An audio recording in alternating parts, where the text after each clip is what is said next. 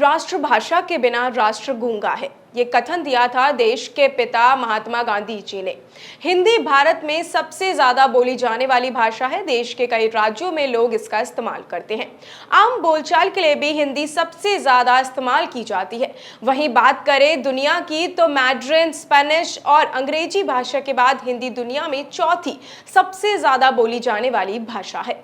नमस्कार, आप देख रहे हैं हमारा सेगमेंट खास दिन। आज हम बात करेंगे हिंदी दिवस के बारे में। ऐसे में हिंदी के महत्व को लोगों तक पहुंचाने और इसे बढ़ावा देने के मकसद से ही हर साल 14 सितंबर को हिंदी दिवस मनाया जाता है। इस खास मौके पर आज जानेंगे कि आखिर हिंदी दिवस मनाने के लिए 14 सितंबर की तारीख ही क्यों तय की गई थी। साथ ही ये भी जानेंगे, कोशिश करेंगे कि हिंदी का नाम हिंदी ही क्यों पड़ा था। सबसे पहले तो यही जानते हैं कि क्यों 14 सितंबर को ही मनाते हैं हिंदी दिवस। तो आपको बता दें कि 14 सितंबर को हिंदी दिवस मनाने की एक नहीं बल्कि दो वजह हैं।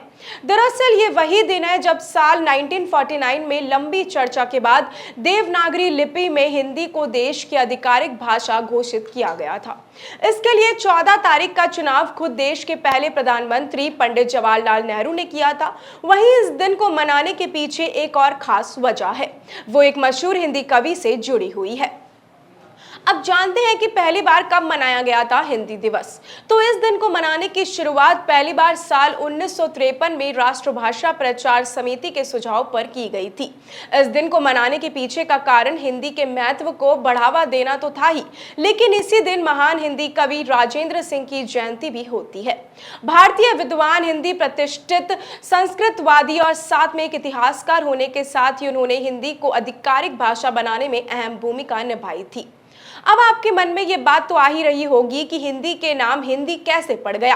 तो आपको बता दें कि हिंदी दिवस के इतिहास के बारे में तो आप ऑलरेडी जान चुके हैं, लेकिन क्या आप ये जानते हैं कि आखिर हिंदी भाषा का नाम हिंदी कैसे पड़ गया? अगर नहीं तो चलिए आपको इस बारे में भी बता देते हैं।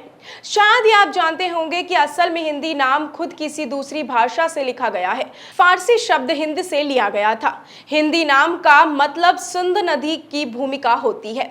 11वीं शताब्दी की शुरुआत में फारसी बोलने वाले लोगों ने सिंधु नदी के किनारे बोली जाने वाली भाषा को हिंदी का नाम दिया था।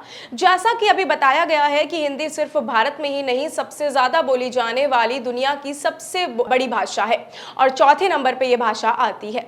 भारत के अलावा कई अन्य देश ऐसे हैं जहां लोग हिंदी भाषा का इस्तेमाल करते हैं। इन देशों में Nepal, Mauritius, Fiji, Pakistan, Singapore, त्रिनाद and Tobago, Bangladesh शामिल हैं। ऐसी और भी तमाम अपडेट्स और जानकारी के लिए आप बने रहिए हमारे सेगमेंट खास दिन के साथ, ओनली ऑन द चौक। धन्यवाद।